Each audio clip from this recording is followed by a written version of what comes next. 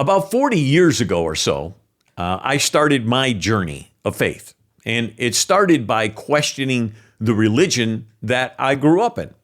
I went to a Catholic grammar school, all boys Catholic high school. Talk about control. Whew, man, was that school tough.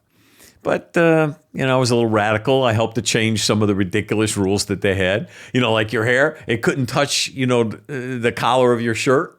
And you had to wear these shoes. I don't know if you ever heard about them, but we used to call them hush puppy shoes. They had the soft soles and the soft heels, so you couldn't mark the floors. But those kind of things led me down a path where I began to question authority, and especially religious authority. Since I was Catholic, I began to question Catholicism. And in my studies, I ran into a couple of books. The first one is called The Decline and Fall of the Roman Catholic Church. It's written by a guy by the name of Malachi Martin. Powerful book, great insight, history about the Catholic Church. It will definitely change your perspective. And then there was another book called The Evidence That Demands a Verdict, written by Josh McDowell. These two books opened my eyes to the truth of religion versus relationship. And it was at that point that the God of the Bible began to come alive to me. Now, in the early 80s, I traveled to Italy and ultimately to Africa with a Catholic priest. It's a long story. I'm not going to give you the long version, but this guy he grew up in the Eastern Bloc of Europe. I'll call him Anthony. Anthony, that's not his real name, but he was a well-connected spiritual man who spoke 7 languages, had very strong ties to the Vatican, and many connections to religious leaders around the world. The guy was an enigma. I mean, you thought you knew him or you thought you knew something about him, and wow, you'd find something out that totally blows your mind. For over 3 years, I traveled and hung out with him nearly every single day. Now, like I said, the entire story is far too long to talk about on this show, but suffice it to say that I and 2 of my close friends at the time were scammed out of tens of thousands of dollars by this guy, this priest. Oh, he had ways to impress us, and he surely impressed me and my friends. I even met with high-ranking Vatican officials in the Vatican. I lived in Rome, well, just outside of the city limits of Rome, for 6 months in a small monastery.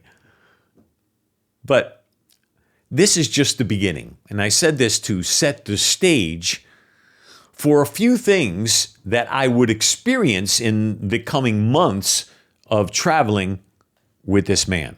Things that I have rarely shared with anyone because I think few would believe me. I think even less would understand. But I personally experienced on these different separate occasions, people who were, let's say, demonically influenced. Now, I'm not talking about your average run-of-the-mill Trump hater or religious zealot.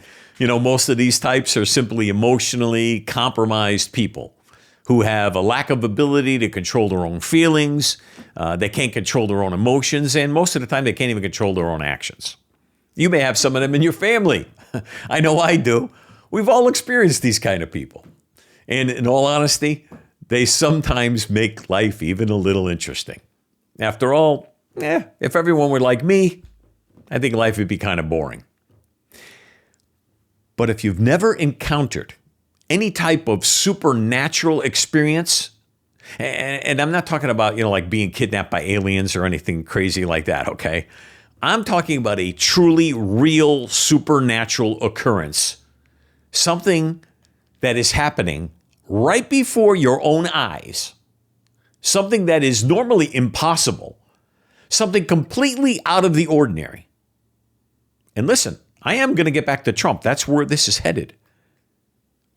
And what I believe, something happening today is so significantly important that I'm willing to divulge to you some of my life experiences about things I don't share.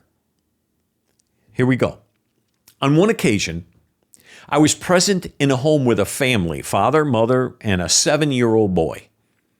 The parents were talking to us about their son and how he would many times act out and he would just get out of control, very bad. And they were afraid of what might happen to them as well as what could happen to their son. And we were listening to them for a good while, a good hour, possibly even longer. And suddenly we heard in the other room loud noise and then screaming, yelling. So we ran into the adjacent room, and there I saw this 7-year-old boy, okay, hovering off the floor, nearly his head touching the ceiling. Now, the ceilings there had to be at least 9 feet. They could have been 10 feet. Big old house, Victorian. I can normally reach up and touch an 8-foot ceiling with my hand. This was taller than that. At first, I thought it was some kind of a trick. But almost immediately, the boy began to speak. And the voice that came out of him, I can still hear it in my soul today. It was deep. It was dark. He was saying all kinds of dirty and filthy things about all of us, everyone in the room. And it turned to me and said, I'll kill you. Are you ready to die? I'll kill you.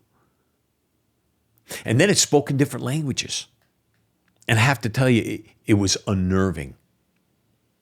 But that night, that event went on for a good hour and a half, could have been even 2 hours. But in the end, I was part of something that was indelible. I saw that young man changed by the power of prayer. I know it sounds crazy, but I'm telling you life experience. The other incident I had involved was with a perceived to be an older woman. I figured her to be somewhere in her 80s. And her body was so contorted and out of joint. The only way that her body can be so contorted was if she was like a rag doll. You know, that's just the only way I can envision it in my mind. But yes, she was a real person. Yeah, she was real, really possessed. Her voice was sweet. It was even enticingly soft. But in a split second, she literally flew across the room. I mean, just whether it was instantaneous, whether she moved from there to there. When I say it happened so fast, in the blink of an eye, nobody can run that fast. She literally flew across the room to the other side, landed on the floor, and began to speak like a foul-mouthed drunken sailor. Sorry, sailors. Sorry, guys. And that day, I saw another miracle. I later found out she was completely crippled and bedridden for 3 years. After she was changed, she was pleasant, thankful, and seemed as healthy and physically fit as any other older woman, except for the fact that she wasn't anywhere near 80. She was actually in her 50s. It was whatever was controlling her, aged her, and made her look like she was in her 80s. I left that place that day. I couldn't even eat. And if you know me, I love food. It was real. I was in like shock. A few years later, I would be on a trip with a little known evangelist. And I was eyewitness, right there, standing there amongst a larger crowd, but I was standing directly next to this woman. She was getting prayer. She had no eyes in her head. I'm just telling you, in her eye sockets, if you looked in her eye sockets, what she had there would look like, the best way I can say was like marbles, like white, milkish colored marbles in her eyes. And yet, I watched a creative miracle take place right in front of me. I'd never seen anything like it since. As amazing as it was awesome. And I mean that in the real sense of the word. I was filled with awe. I couldn't believe what I was seeing. And the people around me were screaming and yelling. I mean, there were hundreds of people everywhere. And there were actually thousands of people, but, hundreds within arm's length of maybe 10 or 12 of us standing around her. The joy was palpable. They were ecstatic. The whole experience changed my life. I said all that so that you can understand that I believe I was put here on this earth for a purpose, for a reason. And now that I'm older, I'm beginning to maybe get a little glimpse as to what that might be for. I truly believe I have some insight. Doesn't make me special or anything. It's just that there was something special planted in me that allows me to see things that many times others cannot see. I'm not better than anyone. It just means I have experienced things that allow me to understand and see things that can be normally easily missed. And those topics, those things that happened in my life, lead me back to the topic of today's show. Is the left inciting the assassination of Donald Trump?